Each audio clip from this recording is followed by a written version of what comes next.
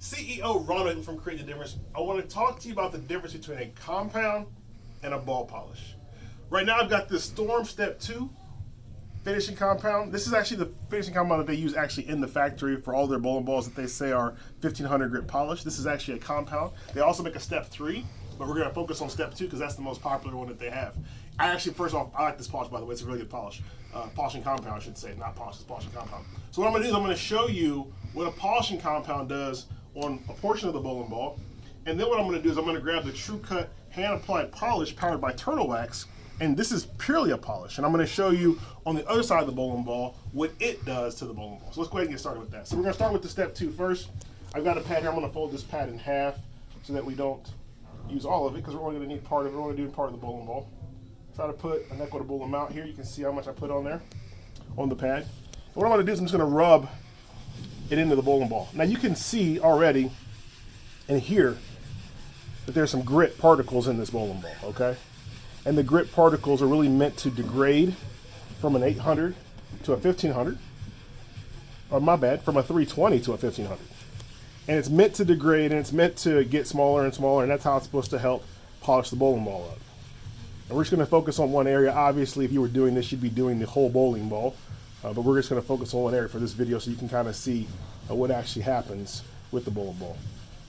And as you're sanding and rubbing the bowling ball, it should begin to shine itself up as that grit slowly but surely begins to grade. So we're going to let that like that. You can actually see the pad. Now we're going to switch it over. We're going to flip it over. We're going to use TruCut hand applied polish. About the same amount. About the same amount. And we're going to flip the ball around to this side, okay? And we're going to use this side, and we're going to do the same thing. Now the polish is very different because the polish is actually meant to not to really abrade the ball so much, but really get the bowling ball to a high luster. And in fact, the TruCut hand applied polish powered by Turtle Wax has been designed specifically to work on bowling balls. And because it's meant to work on bowling balls, it will get you a very high shine, a very high luster very, very quickly, which is what it is designed to do.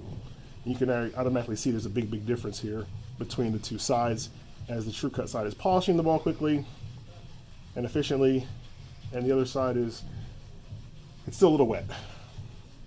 But they're two different products, and that's really what the point of this video is. The point is to say polishing compounds and polishes are two different things.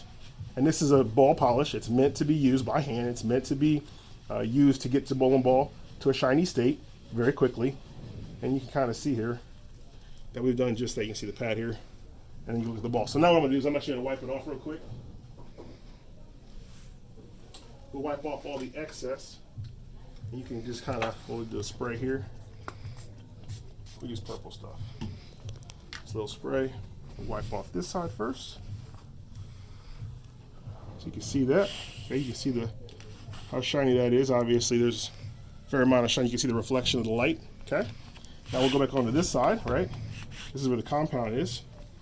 We're going to wipe the compound off.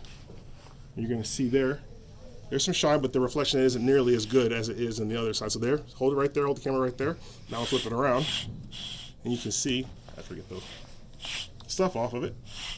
There we go. You can begin to see, my bad, there it is. You can begin to see, this is the side that was polished. This is the side that was done with the compound. Big, big difference. And obviously, big, big difference in the shine. Now you may say, okay, well that's fine, Rob, but that's Step 2. And you said the Storm makes Step 3. That should be a higher grit. It's still a finishing compound, so let me go ahead and do that. We're going to get another side of the ball here. We'll focus right here. It's about an equitable side. I actually have the Step 3. And that goes from 1500 to 2500 grit. So what we're going to do is we will take and we will apply some of the Step 3 so I can show you, it's the same thing. It's still a polishing compound. So it's going to be meant to put a little bit, the same amount. All right, we're going to go right, we're going to focus right around in here, okay? I'll do the same thing. So you can hear it, right? And you can see it. And the thing with the polishing compounds, honestly, these work best with a ball spinner. If you have a ball spinner, polishing compounds work best because you need the high speed and you can generate some friction, a lot of friction, and that'll help the particle to degrade faster and it'll give you an overall better shine.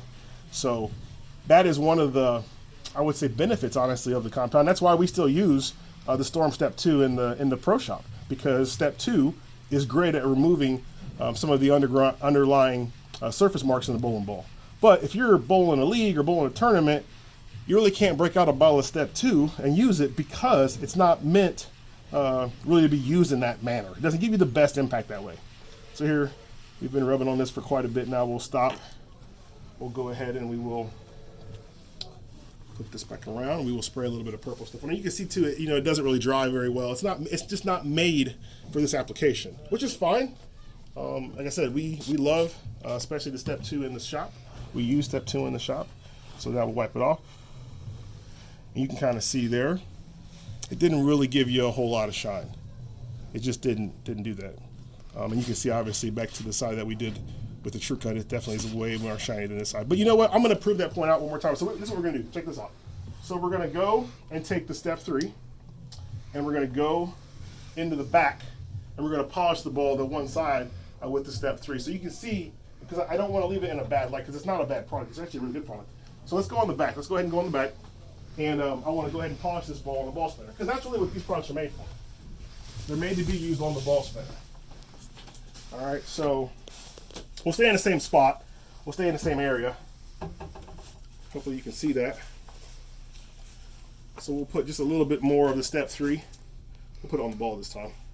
Just a little bit, all right? Like so. And now we're just gonna do this one spot. So now you're being able to get a little bit more pressure, obviously a lot higher speed.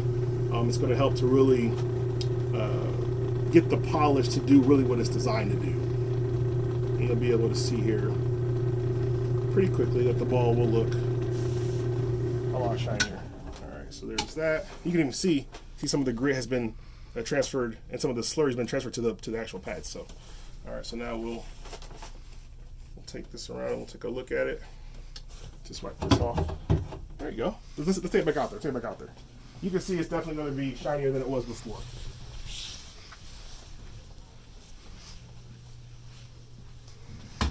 So you can see it's definitely shinier than it was before, but it's still a finishing compound. Whereas, like I said, the TruCut hand applied polish powered by Turtle Wax is actually a polish that's made to cut the bowling ball, get the shine up on the bowling ball to around 5,500 grit. So if you have more questions or need more information, make sure you check us out at ctdbowling.com. Ronald Hicklin, CEO from Creative Difference. Have a great day.